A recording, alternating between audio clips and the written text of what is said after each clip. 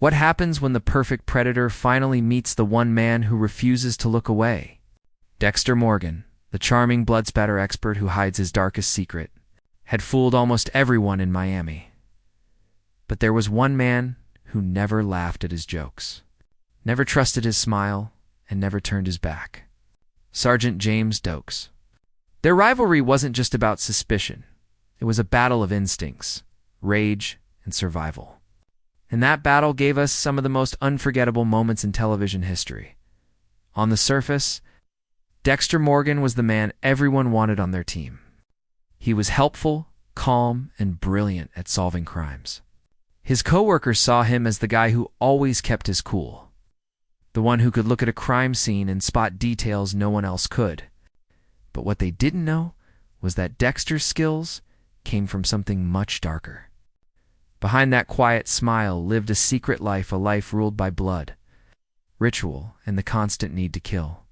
Dexter wasn't like the other detectives and officers around him. While they worked to put killers behind bars, Dexter was one. He had trained himself to act normal, to blend in, to be invisible in plain sight. And for the most part, it worked. His charm disarmed people, his calm voice earned trust, and his nice guy act made everyone comfortable.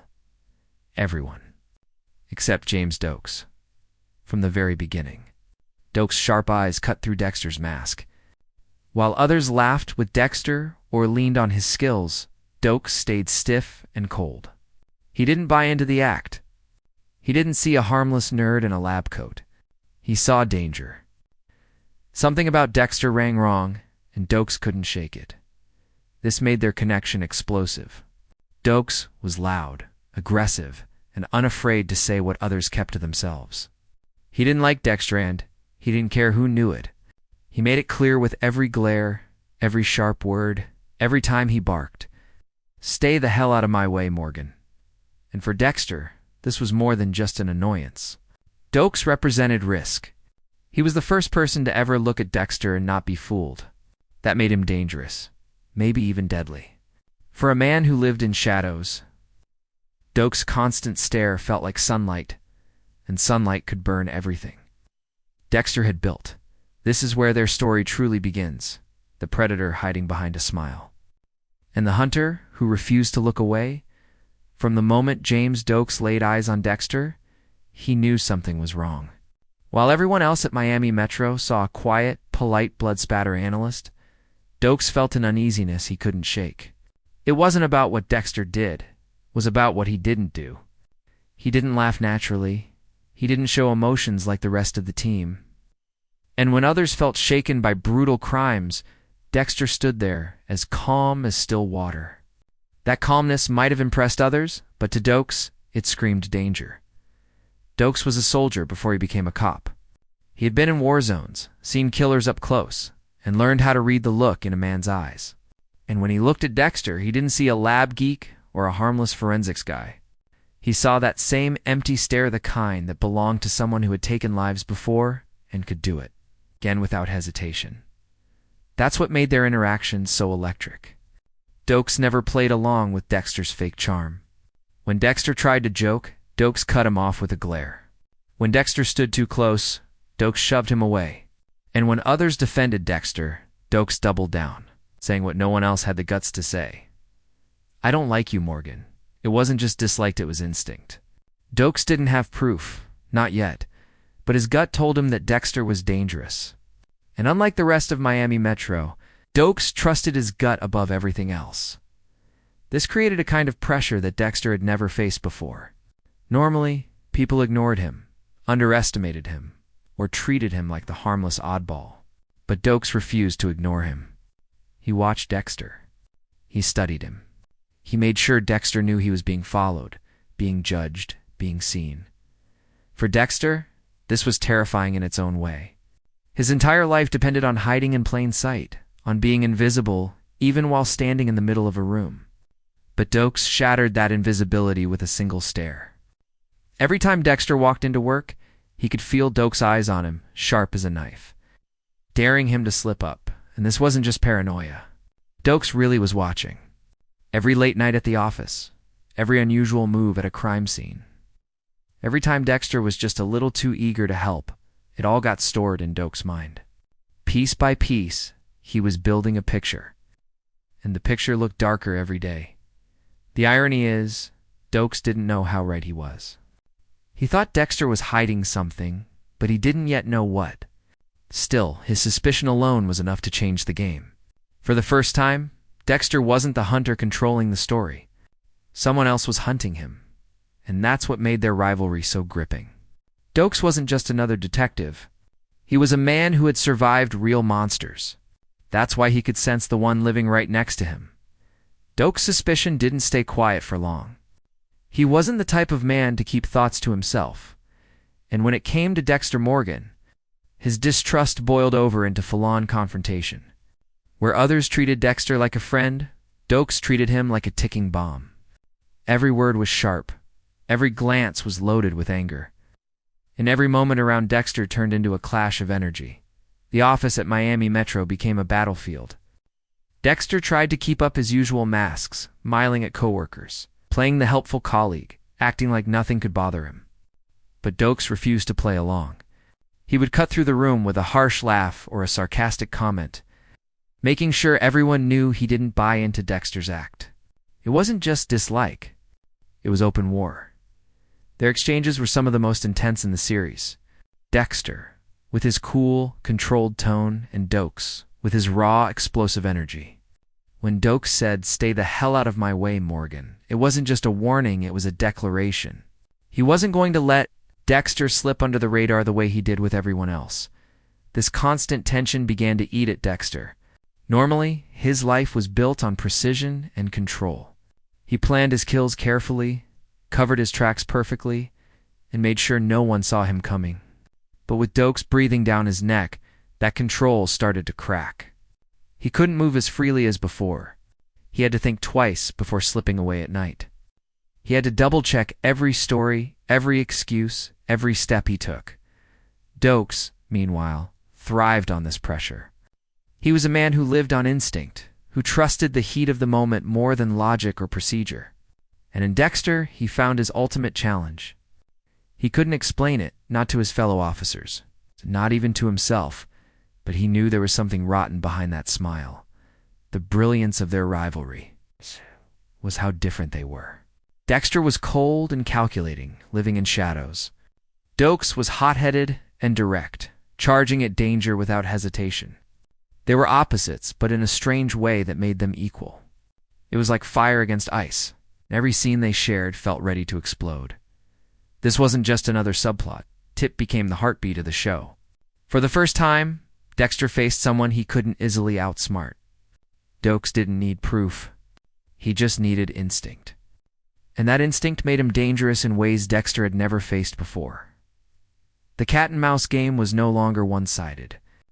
Doakes wasn't prey. He was the hunter, circling Dexter, daring him to make a mistake. And every time they locked eyes, you could feel it, the storm that was coming. The rivalry between Dexter and Doakes didn't fade, it grew like fire fed with gasoline. Every day at Miami Metro turned into a test of nerves, and the air between them felt heavier with each encounter. What started as suspicion became obsession. Doakes wasn't content with keeping an eye on Dexter anymore. He wanted answers. He wanted the truth. Doakes began following Dexter outside of work. Late nights, early mornings, if Dexter moved, Doakes tried to be there. It wasn't an official investigation. It was personal. Doakes trusted his gut, and his gut told him that Dexter was hiding something too dark to ignore. While everyone else went home to relax after long shifts, Doakes stayed locked onto Dexter like a shadow he couldn't shake. For Dexter, this was uncharted territory. He had lived years in control, moving like a ghost through Miami, killing only when the timing was perfect and the risk was low. But now, every step felt watched. Every excuse he gave had to be flawless. Every second outside the lab could turn into a trap. Doakes had stripped away Dexter's comfort zone, leaving him exposed in ways he had never been before. And it wasn't just about being watched. It was about being challenged. Doakes confronted him directly, never letting him hide behind polite smiles or fake laughs. When Dexter tried to act harmless, Doakes cut him down with sharp words. When Dexter stayed quiet, Doakes accused him of hiding. It was like a relentless storm that kept crashing against Dexter's carefully built walls. This pressure created some of the most unforgettable confrontations in the series. Doakes would slam a file down on the desk, lean in, and stare straight into Dexter's eyes, as if daring him to blink.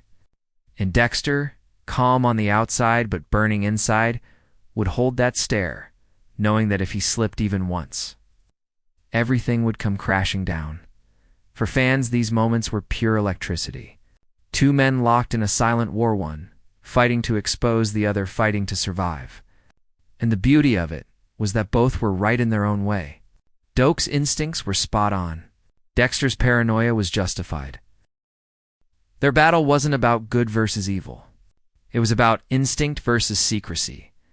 As weeks turned into months, the tension only grew sharper. Doakes stopped seeing Dexter as just weird or different. He began to see him as dangerous, maybe even criminal. And the more he pushed, the closer he got to the truth that Dexter had spent his entire life hiding. The escalation was clear. This wasn't just a rivalry anymore.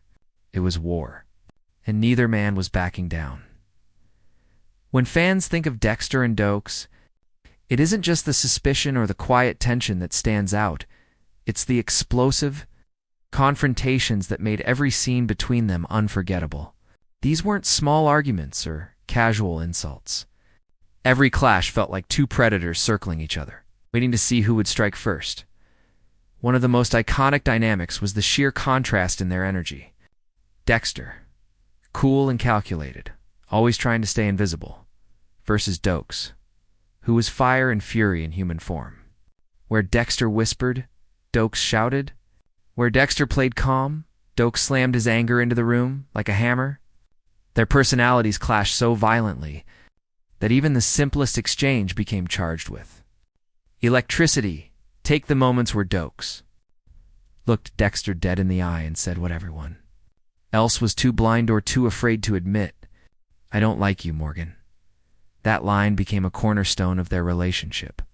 A constant reminder that Doakes wasn't fooled by smiles, politeness, or fake charm. Every time he repeated it, it carried more weight, like a warning that grew louder with each episode. Then there were the times when Doakes got right up in Dexter's face. He didn't care about professionalism or playing nice. If he thought Dexter was lying, he let him know. If he thought Dexter was acting strange, he made sure the entire office heard his doubts. He was relentless, and that relentless energy gave us some of the show's most intense standoffs. One of the most fan-favorite moments came with Doakes' explosive line, 3 words that became immortal. "Surprise, mother asterisk, asterisk." Asterisk, that scene, sharp and brutal, has captured everything about Doakes. Energy, direct, raw, unapologetic. He was the kind of man who walked into a room like a thunderstorm, and Dexter had no choice but to weather it. But it wasn't just about the shouting or the iconic one-liners. What made these confrontations powerful was the silent battle happening underneath. Dexter's calm wasn't just calm, it was control, a mask hiding the urge to end Doakes right then and there. Doakes' rage wasn't just rage, was instinct. The raw sense that the man in front of him was a killer wearing a smile. Every time they clashed, that unspoken truth sat between them like a ticking bomb. For viewers, these scenes weren't just thrilling, they were addictive. We waited for them. Every time Doakes and Dexter shared the screen, it felt like sparks would fly, like the truth might finally break free. And even though we knew Dexter was clever enough to keep his secret, Doakes' intensity made us believe just for a moment that maybe this was the time he'd be exposed. These confrontations weren't filler, they were the heart of the rivalry. They gave fans the kind of raw, unforgettable tension that turned Dexter versus Doakes into one of TV's greatest showdowns. By this point, the tension between Dexter and Doakes had grown into something far bigger than personal dislike. It wasn't just two men clashing, it was a silent war being fought in the shadows. Dexter, the predator who had always chosen his kills with precision, now found himself hunted. And Doakes, the man who trusted his instincts above all else, felt closer than ever to proving that his gut was right. What made this stage of their rivalry so fascinating was the back and forth. It's the constant push and pull. Doakes wasn't a man who waited for paperwork or procedure. He followed Dexter like a shadow. Late nights, strange trips, suspicious behavior. If Dexter moved, Doakes was never far behind. He didn't have evidence, but he didn't need it. His mission wasn't to file reports. His mission was to watch Dexter until the truth revealed itself. For Dexter, this meant adapting. He was used to being invisible, slipping out at night unnoticed, living in complete control of his double life. But with Doakes on his heels, he had to think faster, move smarter, and cover his tracks with twice the effort. Every alibi had to be flawless, every move planned to steps ahead.